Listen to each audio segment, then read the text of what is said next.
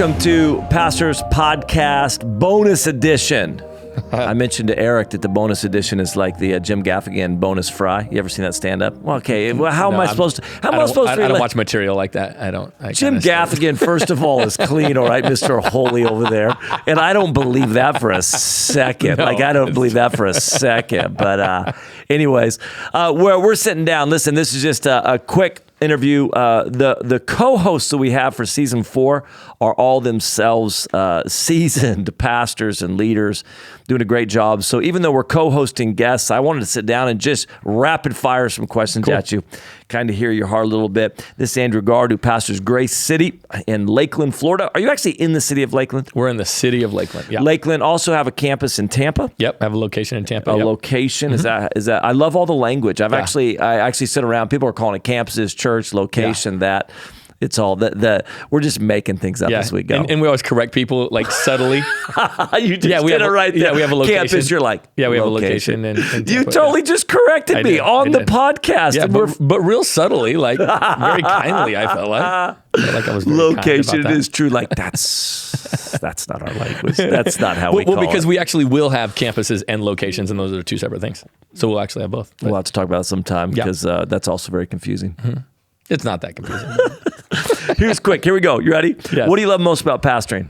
What I love the most about pastoring is that very few people get to have their calling be the way that they put food on the table for their family. Yeah, there you go. And that's a unique thing that I don't take for granted at all. And it's something that I try to honor a lot and not try to blow past. And I think sometimes even in the midst of the frustration or the angst of ministry at times, you're like, oh man, but this is pretty amazing that what God has called me to do is also like how I make a living. Yeah. And that is not something to be quickly overlooked. Yeah, sometimes the younger generation is coming up, or ourselves all, not just all younger generation, but sometimes they'll be complaining or frustrated about something. I'm like, you realize you get paid to love on people and talk about Jesus. Yeah. And it's like the Michael Scott, you got a good life. You got a good life. Right, 100%. I thought you didn't watch that stuff. I thought you didn't watch Jim Gaffigan is he's totally not the Office. It's totally different. All right, whatever. What do you love the least about pastoring, or even this, what irritates you the most about pastoring? There'll always be in ministry, there'll always be a group of people that think you're worse than you are or think that you're better than you are.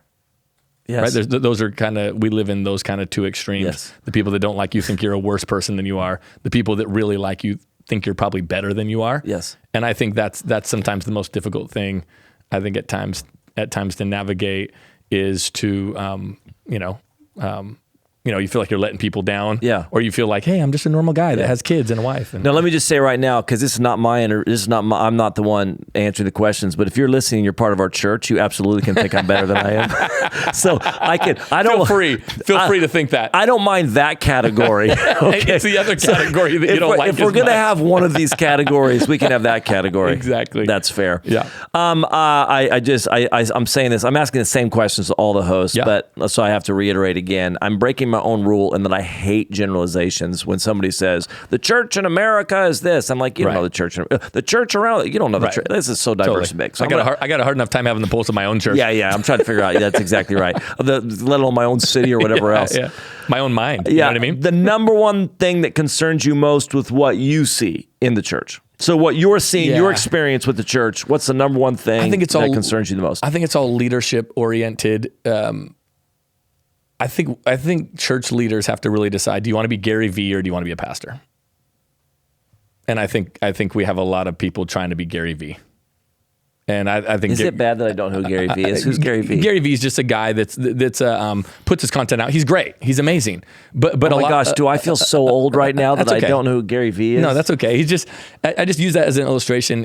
I think sometimes we got to be careful. Like, do we want to be known? Do we want to be, if somebody looks at our social media, does it look just like totally the world? Or does it look different? And I think, and I think because we're speaking something to the next generation, I think we have to be really, really careful. So my biggest concern is in like leaders becoming. Remember when we would like watch TBN or something like that, right? And when TBN had its run, but then it was kind of dated and it was kind of like cringe. Yeah, I think we're becoming the same thing. Our medium is just Instagram.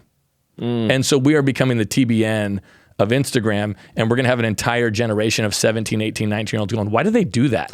Why are they sitting in gold chairs? 100%. Who do they think they're With connecting to? Yeah. And I think that's happened. I think we're in the beginning stages of that, maybe even into it a little bit right now. Yeah. Of going, man, like, See, that's how we want to represent I've just ourselves. accepted my middle-agehood, so you're just getting middle-age Instagram posts. That's the problem. That's great. I'm probably the opposite direction. But you're exactly right. I love that. I think what you're talking about in ministry, you got to kind of decide who you want to be. I remember Ren Collective, the band from Ireland. They said, hey, if you want to be a rock star, go be a rock star. If you want to be a worship leader, though, be a worship leader. That's exactly what I think. It was that type of thing. Like, worship leaders are trying to be rock stars. Like, if you want to be a rock star, go be a rock star. But do it. But if you're going to be a worship leader, be a worship leader. And if you want to be in fashion, go in fashion. Yes. And I think, and again, I think it's great to impact, the world and all that kind of stuff. But I just think if you want to be in ministry, let that be the aim and let that be the focus. Number one thing that excites you most about what you see in the church? Man, that it's probably more connected relationally than ever before. Yeah. In terms of, relationships with people with different streams of leadership and stuff like that. I think that's a great thing. I think you have more cross-pollination of different, styles of ministry and things like that. And I think to me that excites me. You get to sit down with people from very different backgrounds, very different approaches and talk about life and leadership because of the connectivity of the world now. I think that's exciting. I love it. Yeah. Brag on your church for a minute. Best thing that your church is doing? I would say discipleship or leadership development, like developing people development, like high level leaders that would be great on church staffs, including ours. And we have a number of people that reach out to us and that we, talk to people about maybe going on staff at churches and stuff like that. And so it's my greatest joy about our church. It's also my greatest frustration. Yeah, totally. Here's what we do really well, and here's what's causing me a lot of problems. It can be both. No, that's exactly what it is. Because then people, it'd be like having kids. Greatest joy in my life is having kids. Greatest headache in my life is having kids. Exactly. And both those statements are 100% true. Absolutely. Yep, yeah. One outweighs the other, but still, they're both true. Yeah. Which one outweighs? It just depends on the day. Okay. I can't. That changes. That's like iTunes charts. It just depends. It's going up and down. I like it. Biggest leadership lesson you've learned recently? So not in your life. I'm talking about in recent days. Biggest leadership lesson you've learned? I've probably changed the model of person that I look at for who my example is. Come on. So I think probably, right, it's very easy and tempting, and we do this a lot. We look at who's got the biggest platform, who's built the best church, however we measure that. And now I'm looking at people. I still look at people that are successful and fruitful. I still want that, but I also want a model that I could emulate for the next 30 years. And I think that's probably the thing that I've probably shifted a little bit who my heroes are. Let's name them. Just start naming who you're not looking to anymore. I'm just kidding. I'm just joking. Who were you looking to before that you're no longer looking to? Go ahead. Throw it out there right now. This is a hard-hitting bonus episode. Yeah. We're getting down to the real conversation. That is fantastic. Well, listen, thanks for coming out and being a co-host on season 4 of the Pastors Podcast. We love what Grace City's doing. Thanks. We absolutely love the worship that's coming out of there too. Thank you. The leadership development, the discipleship, the reaching people, the impacting cities, the dreaming big. Really beautiful. Everything's coming out of there. So well done with all that. Love to do it again. All right, guys.